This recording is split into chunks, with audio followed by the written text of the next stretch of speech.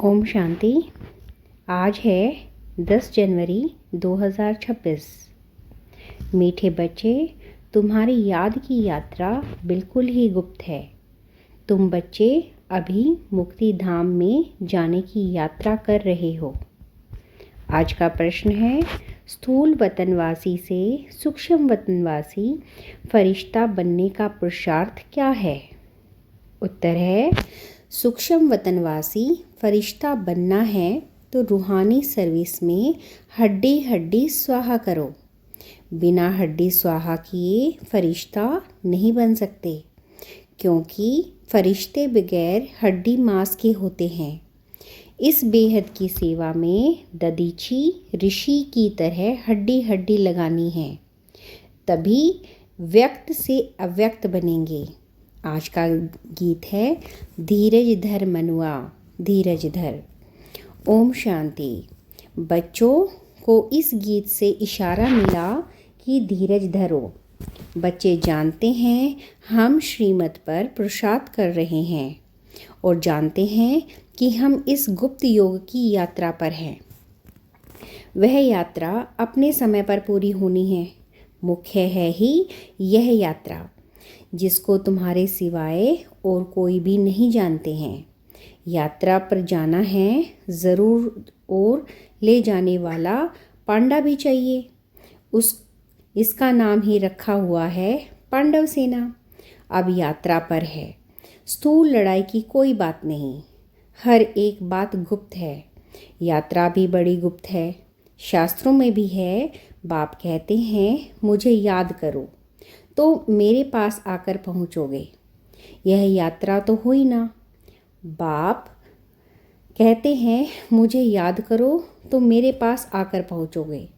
यह यात्रा तो हुई ना। बाप यह शास्त्रों का सार बताते हैं, प्रैक्टिकल में एक्ट में लेने आते हैं।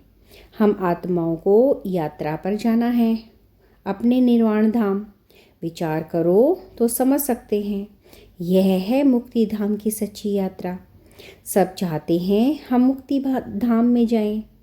यह यात्रा करने के लिए कोई मुक्ति धाम का रास्ता बताए, परंतु बाप तो अपने समय पर ही आप ही आते हैं, जिस समय को कोई नहीं जानते हैं। आप आकर समझाते हैं तो बच्चों को निश्चय होता है, बरोबर यह सच्ची यात्रा है जो गाई हुई है।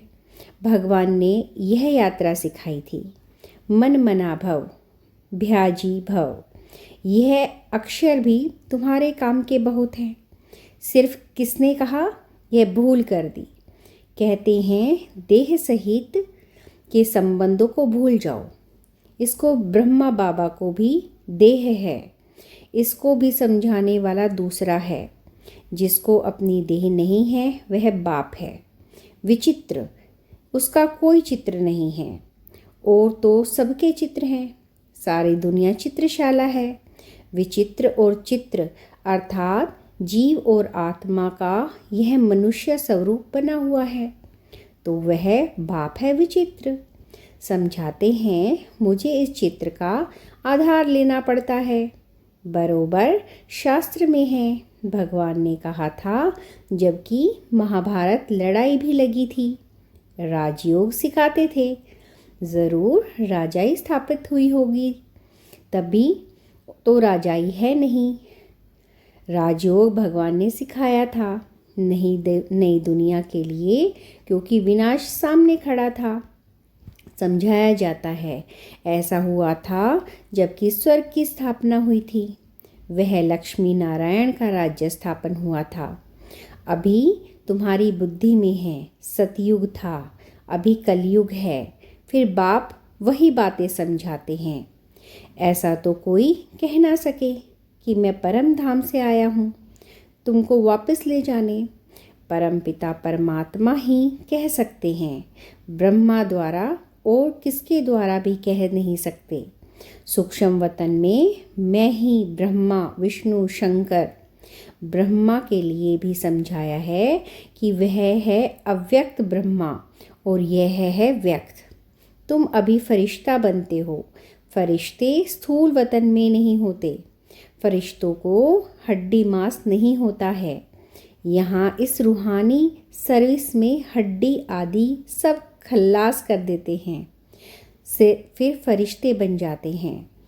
अभी तो हड्डी है ना, यह भी लिखा हुआ है। अपनी हड्डियाँ भी सर्विस में दे दी, गोया अपनी हड्डियाँ खल्लास करते हैं। स्थूल वतन से सूक्ष्म वतनवासी बनना है। यहाँ हम हड्डी देकर सूक्ष्म बन जाते हैं। इस सर्विस में सब स्वाहा करना है। याद में रहते रहते हम फरिश्ते बन जाएंगे। यह भी गाया हुआ है। मीरुआ मौत मलुका शिकार। मलुक फरिश्ते को कहा जाता है। तुम मनुष्य से फरिश्ते बनते हो, तुमको देवता नहीं कह सकते। यहाँ तो तुमको शरीर है ना। सूक्ष्म वतन का वर्णन अभी होता है। योग में रह फिर फरिश्ते बन जाते हैं। पिछाड़ी में तुम फरिश्ते बन जाएंगे। तुमको यह साक्षात्कार होगा और खुशी होगी। मनुष्य तो सब काल का शिकार हो जाएंगे। तुम्हारे में तो महावीर है, वह तो अडोल रहेंगे। बाकी क्या क्या होता रहेगा। विनाश की सीन तो होनी ही है। अर्जुन को विनाश का साक्षात्कार हुआ। एक अर्जुन की बात नहीं है। तुम बच्चों को विनाश और स्थापना का साक्षात्कार होता है। पहले पहले बाबा को भी विनाश का साक्षात्कार हुआ। यह समय याद तो कुछ था नहीं। देखा सृष्टि का विनाश हो रहा है। फिर चतुर्भुज का साक्षात्कार हुआ। समझने लगे यह तो अच्छा है। विनाश के बाद हम विश्व के मालिक बनते हैं तो खुशी आ गई। अभी यह दुनिया नहीं जानती कि विनाश तो अच्छा है ना। पीस के लिए पतन करते हैं, परंतु आखिरी विनाश तो होना है। याद करते हैं पतित पावन आओ, तो बाप आएंगे ज़रूर।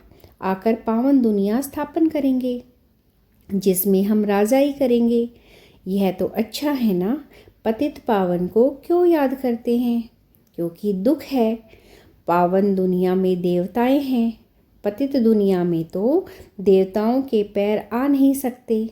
तो ज़रूर पतित दुनिया का विनाश होना चाहिए। गाया हुआ भी है, महाविनाश हुआ। उसके बाद क्या होता है? एक धर्म की स्थापना। सो तो ऐसा होना होगी ना। यहाँ से राजयोग सीखेंगे। विनाश होगा, बाकी भारत में कौन बचेगा? जो राजयोग सीखते हैं, नॉलेज देते हैं, वही बचेंगे। विनाश तो सबका होना है, इसमें डरने की कोई बात नहीं। पतित पावन को बुलाते हैं, जबकि वह आते हैं तो खुशी होती चाहिए ना। बाप कहते हैं विकारों में मत जाओ। इस विकारों पर जीत पाओ व दान दे दो तो ग्रहण छूटे। भारत का ग्रहण छूटता ज़रूर है। काले से गोरा बनना है। सतयुग में पवित्र देवताएं हैं, वह ज़रूर यहाँ बने होंगे। तुम जानते हो हम श्रीमत से निर्विकारी बनते हैं। भगवानुवाच यह है गुप्त। श्रीमत पर चलकर तुम बादशाही पाते हो। बाप कहते हैं तुमको नर से नारायण बनना है। सेकंडों में राजाई मिल सकती है। शुरू में बच्चियां 4-5 दिन भी वैकुंठ में जाकर रहती हैं। शिव बाबा आकर बच्चों को वैकुंठ का भी साक्षात्कार कराते हैं। देवताएं आते हैं, कितना मान शान से, तो बच्चों को दिल अंदर लगता है। बरोबर गुप्त वेश में आने वाला बाप हमको समझा रहे हैं। ब्रह्मा तन में आते हैं। ब्रह्मा का तन तो यहाँ चाहिए ना। प्रजापति ब्रह्मा द्वारा स्थापना। बाबा ने समझाया है, कोई भी आते हैं तो उनसे पूछो किसके पास आते हो? बीके के पास। अच्छा, ब्रह्मा का नाम अभी सुना है, प्रजापति तो है ना। हम सब उसके आकर बने हैं, ज़रूर आगे भी बने थे। ब्रह्मा द्वारा स्थापना तो साथ में ब्राह्मण भी चाहिए। बाप ब्रह्मा द्वारा किसको समझाते हैं? शूद्रों को तो नहीं समझाएंगे। यह है ब्रह्मा मुख वंशावली ब्राह्मण। शिव बाबा ने ब्रह्मा द्वारा हमको अपना बनाया है। ब्रह्मा कुमार कुमारियाँ कितने ढेर हैं, कितने सेंटर्स हैं। हम सब में ब्रह्म कुमारियाँ पढ़ाती हैं। यहाँ हमको दादी का वर्षा मिला है। भगवानुवाच तुमको राजयोग सिखाता हूँ। वह निराकार होने कारण इसके शरीर का आधार लेकर हमको नॉलेज सुनाते हैं। प्रजापति के तो सब बच्चे होंगे ना। हम हैं प्रजापता ब्रह्म कुमार कुमारियाँ। शिव बाबा है दादा, उन्होंने एडॉप्ट किया है। तुम जानते हो हम दादे से पढ़ रहे हैं ब्रह्मा द्वारा। यह लक्ष्मी नारायण दोनों स्वर्ग के मालिक है ना। भगवान तो एक ऊंच ते ऊंच निराकार ही है। बच्चों को धारण बड़ी अच्छी होनी चाहिए। पहले पहले समझाओ, दो बाप हैं भक्ति मार्ग में। स्वर्ग में एक है बाप, पारलौकिक बाप द्वारा बादशाही मिल गई, फिर याद क्यों करेंगे? दुख है ही नहीं तो याद करना पड़े। गाते हैं दुख हरता सुख करता। वह अभी की बात है। जो पास्ट हो जाता है उसको गायन होता है। महिमा है एक की, वह है बाप ही आकर पतितों को पावन बनाते हैं। मनुष्य थोड़े ही समझते हैं, वह तो पास्ट की कथा बैठ लिखते हैं। तुम अभी समझते हो। बरोबर बाप ने राजयोग सिखाया जिससे बादशाही मिली। 84 का चक्कर लगाया। अभी फिर हम पढ़ रहे हैं। फिर 21 जन्म राज्य करेंगे। ऐसा देवता बनेंगे, ऐसे कल्प पहले बने थे। समझते हो? हमने पूरा 84 जन्म का चक्कर लगाया। अब फिर सतयुग त्रेता में जाएंगे। तब तो बाप पूछते हैं आगे कितनी बार मिले हो। यह प्रैक्टिकल बात है ना। नया भी कोई सुने तो समझाएंगे। 84 का चक्कर तो ज़रूर है। जो पहले वाले होंगे उनको भी चक्र पूरा हुआ होगा। बुद्धि से काम लेना है। इस मकान में, इस ड्रेस में बाबा हम अब आपसे अनेक बार मिलते हैं और मिलते रहेंगे। पतित से पावन, पावन से पतित होते ही आए हैं। कोई चीज़ सदैव नई नहीं रहे, यह तो हो नहीं सकता। पुरानी ज़रूर बनती है। हर चीज़ सतो रजो तमो में आती है। अभी तुम बच्चे जानते हो नई दुनिया आ रही है, उसको स्वर्ग कहा जाता है। यह है नर्क, वह है पावन दुनिया। बहुत पुकारते हैं हे पतित पावन, हमको आकर पावन बनाओ। क्योंकि दुख जास्ती होता जाता है ना। परंतु यह समझते नहीं कि हम भी पूज्य थे, फिर पुजारी बने। द्वापर में पुजारी बने, अनेक धर्म होते गए। बरोबर पतित से पावन, पावन से पतित होते आए हैं। भारत के ऊपर ही खेल है। तुम बच्चों को अब स्मृति आई है। अब तुम शिव जयंती मनाते हो, बाकी और कोई शिव को तो जानते ही नहीं हैं। हम जानते हैं। बरोबर हमको राजयोग सिखलाते हैं। ब्रह्मा द्वारा स्वर्ग की स्थापना हो रही है। ज़रूर जो योग सीखेंगे, स्थापना करेंगे, वही फिर राज्य भाग्य पाएंगे। हम कहते हैं बरोबर हम कल्प कल्प बाप से यह राजयोग सीखे हैं। बाबा ने समझाया है। अभी यह 84 जन्म का चक्र पूरा होता है, फिर नया चक्र लगाना है। चक्र को तो जानना चाहिए ना। यह भल चित्र न हो तो भी तुम समझ सकते हो। यह तो बिल्कुल सहज बात है। बरोबर भारत स्वर्ग था, अब नरक है। सिर्फ वह लोग समझते हैं कलयुग अर्जुन बच्चा है। तुम कहते हो यह तो कलयुग का अंत है। चक्र पूरा होता है, बाप समझते हैं मैं आत्मा हूँ, पतित दुनिया को पावन बनाओ। तुम जानते हो हमको पावन दुनिया की में जाना है। तुम मुक्ति, जीवन मुक्ति धाम, शांति धाम, सुख धाम और दुख धाम को भी समझते हो, परंतु तकदीर में नहीं है तो फिर यह ख्याल नहीं करते कि क्यों न हम सुखधाम में जाएं। बरोबर हम आत्माओं का घर है वह शांति धाम। वहाँ आत्मा और आरंगस न होने कारण कुछ बोलती नहीं है। शांति वहाँ सबको मिलती है। सतयुग में है एक धर्म। यह अनादि अविनाशी वर्ल्ड ड्रामा है जो चक्र लगाता ही रहता है। आत्मा कभी विनाश नहीं होती है। शांति धाम में भी थोड़ा समय ठहरना ही पड़े। यह बहुत समझ की बातें हैं। कलयुग है दुख धाम। कितने अनेक धर्म हैं, कितना हंगामा है। जब बिल्कुल दुख धाम होता है तभी बाप आते हैं। दुख धाम के बाद है फुल सुख धाम। शांति से हम आते हैं सुख धाम में, फिर दुख धाम बनता है। सतयुग में संपूर्ण निर्विकारी, यहाँ है संपूर्ण विकारी। यह समझना तो बहुत सहज है ना। हिम्मत चाहिए, कहाँ भी जाकर समझाओ। यह भी लिखा हुआ है। हनुमान सत्संग में पीछे जूतियों में जाकर बैठता था तो महावीर जो होंगे वहाँ कहाँ भी जाकर युक्ति से सुनेंगे। देखें क्या बोलते हैं।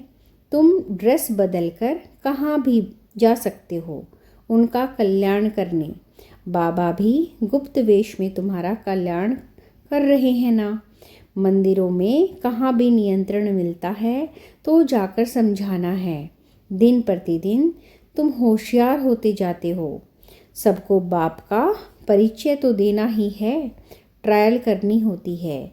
यह तो गाया हुआ है। पिछाड़ी में सन्यासी राज्यों आदि आए। राजा जनक को सेकंड में जीवन मुक्ति मिली। वह फिर जाकर त्रेता में अनुजनक बना।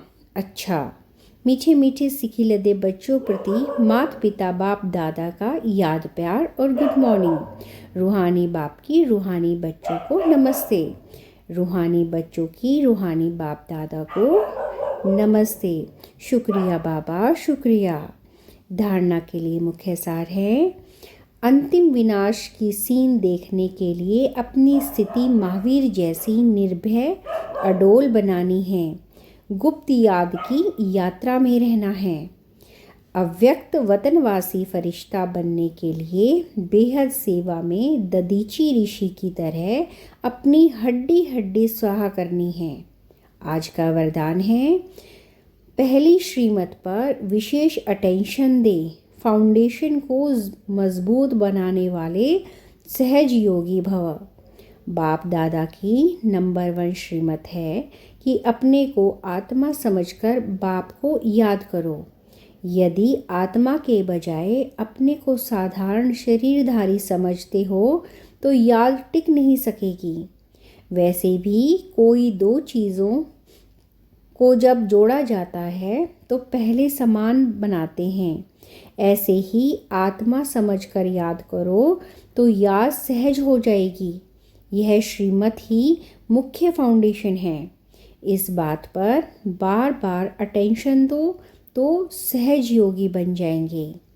आज का स्लोगन है, कर्म आत्मा का दर्शन कराने वाला दर्पण है, इसलिए कर्म द्वारा शक्ति स्वरूप को प्रत्यक्ष करो।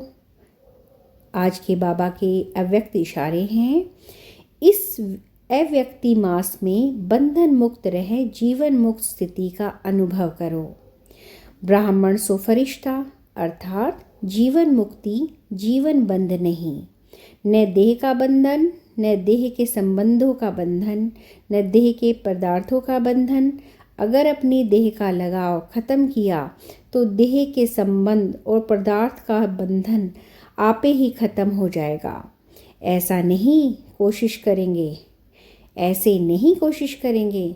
कोशिश शब्द ही सिद्ध करता है कि पुरानी दुनिया की कोशिश है, इसलिए कोशिश शब्द समाप्त करो, देह भान को छोड़ो। ओम शांति।